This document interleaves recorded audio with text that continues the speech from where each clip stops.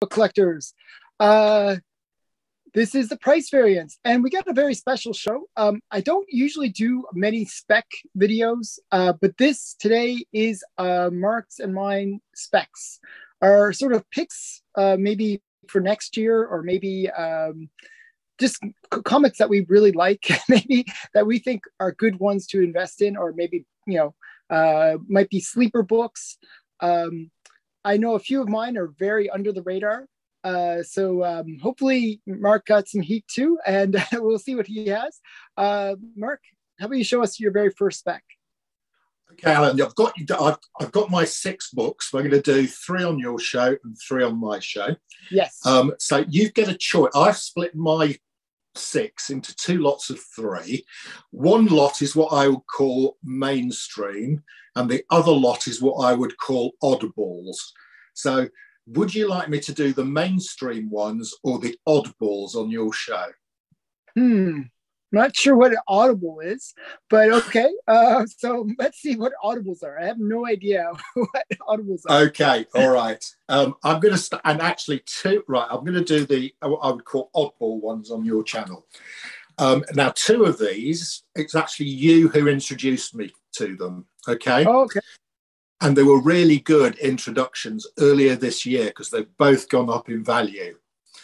Now, the first one, so my first spec, I'm going to do my first one first of all.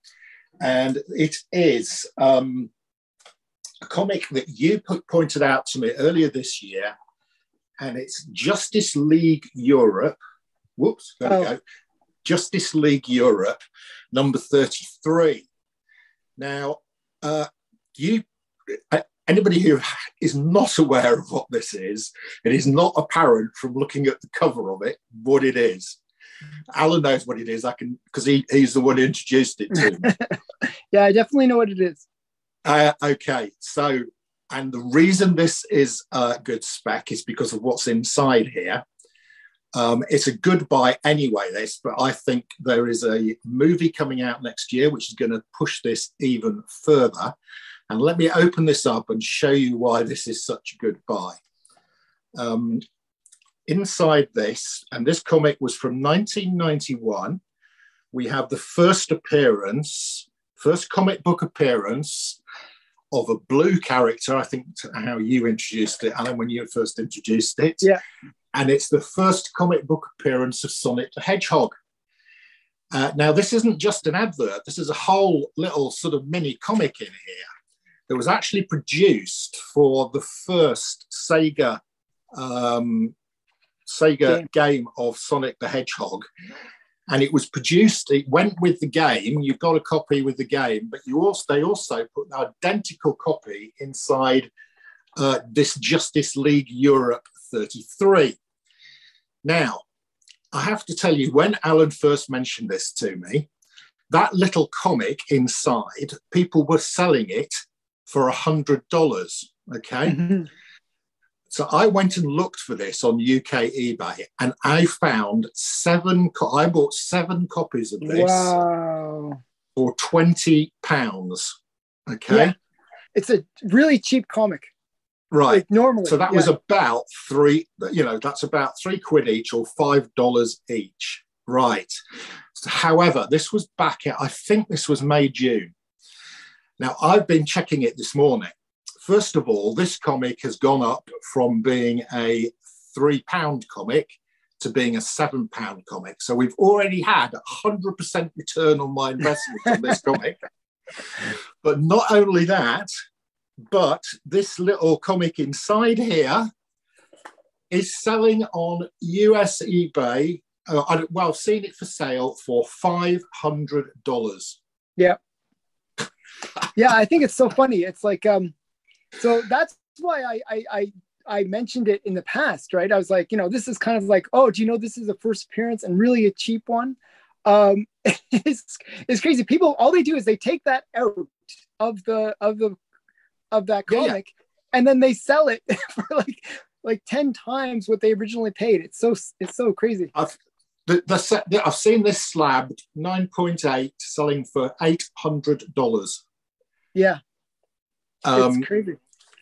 Now the reason I think this could go up even more. because we've got the Sonic the Hedgehog second movie coming out in 2022. Mm-hmm. Okay, so this is my first spec book for 2022. You can go and buy this. I just bought another one of these for £7 this morning. Wow. Yeah, so I've had to pay twice what I paid for it back in June. I suspect this time next year, if you can pick one of these up for $10, you'll be a happy person. So that's my spec book. First spec book. Is a bit of an oddball, but thanks to Alan. You see, it's worth watching Alan's show. You need to watch it. Okay, that's my first one. Okay, so you picked one that kind of forced me to show you. I had something similar, but not quite the same. And you'll see the comparison. So another big game, maybe even bigger in my opinion, is Pokemon. Oh, yeah. Okay. Okay, this is like a little 4-pack. Okay. Oh, right. Yeah. Yeah. And believe it or not, this is the very first appearance of Pikachu. Oh, wow. In American comics. Okay. Now, not many people realize that this is the very first appearance of Pikachu in American comics. So you can pick this book up for about like the pack. I recommend getting the pack. Is it a Walmart pack? It's like, here, I can zoom in on the pack thing. Yeah, okay. Okay, but make sure it's Pokemon, the Electric Tale of Pikachu. Okay? Okay. That's the title you got to look for. And this is the first American appearance. There's earlier like manga before, but this is the first American appearance. And it's a book you can pick up for $30 to $50 range for the pack. Wow, that's good spec. I mean, I think Pikachu is a like even bigger character than Sonic. Yeah, I think so. I just think it's really underpriced and it's pretty scarce. It's not like, there are like a lot of these. So you can pick it up pretty cheaply. So I think it's just a really great spec. One other problem with this spec, like in terms of grade, is whenever things are in the 3-packs, generally they get a little bit of condition problem. Yeah. So getting that 9.8 will be a little bit of a challenge. But if you look like at the photos and be really careful, like for example, my copy has like a spine ding here, but it's non-color breaking. So if it was pressed, it's a 9.8. But these are a really affordable major key, I think. I just think it's a good book to pick up. That's a great spec. I'm a big fan of Pikachu. So I have this weird, I don't know, maybe a fetish. I don't know. But there was this, when I was in Korea, okay, there was this girl that I really liked. She was from a band called Pinkle, okay? That was their name. It was actually Finkel, but they would pronounce it Pinkle. Like their own band, they would mispronounce their name. It's great. But she was really cute. And she would do this impersonation of Pikachu. And she was just so cute. I just thought like this girl was just really awesome. So, I was a fan of Pikachu just from this one singer who was very, very cute that did impressions of Pikachu. So, and I always liked Pikachu. He's just such a wimpy looking character. And then he's like ultra powerful. So I always liked that. So that's my spec. Yeah, well, I'll be going onto the internet immediately after this and trying to find my copy. There's a set right now. It's $49 US with best offer. So I recommend you pick that up after this. I think there's only one. I'll be able to get to it before this video goes out. So yeah, so pick it up.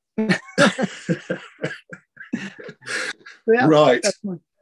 Okay, my second one is another what I would call oddball. And again, this was brought to my attention from Alan's show. And this has gone up in value as well since Alan talks about it. And I think as well, this has got possibly a second string to its bow. And that is, this is What the Xmas Special. Okay. Now, the reason Alan brought this up, is he did one of his little Guess Who's, and it's actually the first appearance of Bart Simpson in comics. It just appears in a single panel, and it's before any of the Bongo comics. And again, this has just about doubled in value since I bought this after buying it. But it's still an affordable comic, you know, and you can still go and buy this for maybe $10. Yeah. However, there was a bit of kerfuffle recently because Kevin Feige was asked, you know, about, you know, some future appearance. And he said the most powerful X-Man ever was going to be appearing in some special. Well, in 1991 holiday special, there was the first appearance of X-Man Santa, who had got special powers. He can alter reality, he can time travel, he's resistant to extreme temperatures, hot and cold. And Cerebro detects him, and he says he's the most powerful X-Man ever. Now that comic came out, and that comic's exploded because that's a really pricey book now. Yeah, well. This comic, which has actually got Santa on the cover, came out just 3 weeks later. So I would claim this is the first appearance of the X-Men, of the X-powered Santa in comics, because he didn't appear on the cover of the holiday special, but he does appear on the cover of this, which just comes out about 3 or 4 weeks later. So there we go. I think this one gives you a double whammy. Double key. The first appearance of Bart Simpson, and it's the first appearance of Santa on the cover after we discovered he was an X-Man. There we go. Very cool, and very Christmas themed. So that's great. Christmassy themed, yes. Wow. So I always thought that was a great book. I love these kind of weird, quirky first appearances. Yeah, me too. That are totally under the radar. I like that one. So. Okay, now you made me kind of, let me think. Okay, so I was talking about cute girls. And another cute girl from the 90s that I really, really liked was Gen X. Yeah. Not Gen 13. Gen 13. Gen 13, yeah, I know. Yeah. And she made her first appearance in this comic, probably massively printed. But this is just a comic that I think is a great comic. It's Wildcats Trilogy, #1. Okay. And it's got the first appearance of Gen 13. And I'll take it out and I'll show, because people always say, "Oh, show me that first appearance." So it's only a fine grade. I only could find a fine grade, believe it or not. I recommend, if you can get it in a higher grade, to do so. Oh, it's one of those 90s books, isn't it? All silver, all foily. Yeah. It's Fairchild is her name, right? Oh, yeah. Yeah. So people will comment, "Oh, her name's Fairchild." Well, yes, I know it's Fairchild. But I always say Gen 13. Okay, so that's a little bit of 90s spec. I did a video of the top sexiest girls on one of my previous, I saw that. And people said, "Oh, why isn't Fairchild on there?" Well, she did make the top 100 list, but she didn't make the top 10 list. Okay. So actually, I was using Comic Vine. They have like this list of 100 names.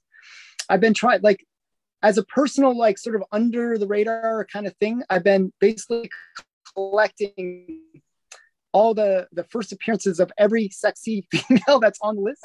That's just been a personal little thing that I've been doing. I think I'm only like 2 or 3 away. Oh wow. Yeah. So I recently picked up the Catwoman, first appearance. And it's like a lot of these there are a lot of really expensive ones on the list. Yeah, exactly.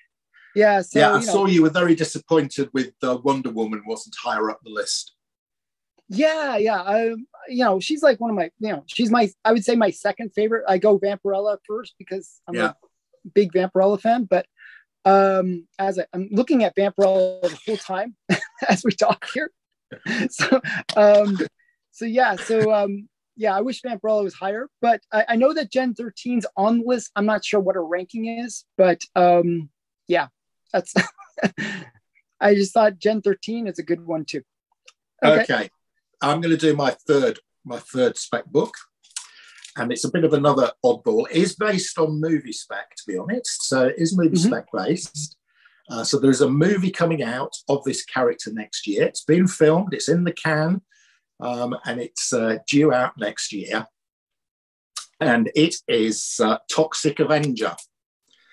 Oh, yes. Now, this is not Toxic Avenger #1. This is Marvel Age 98. And this actually is a preview comic. And so this came out before Toxic Avenger #1.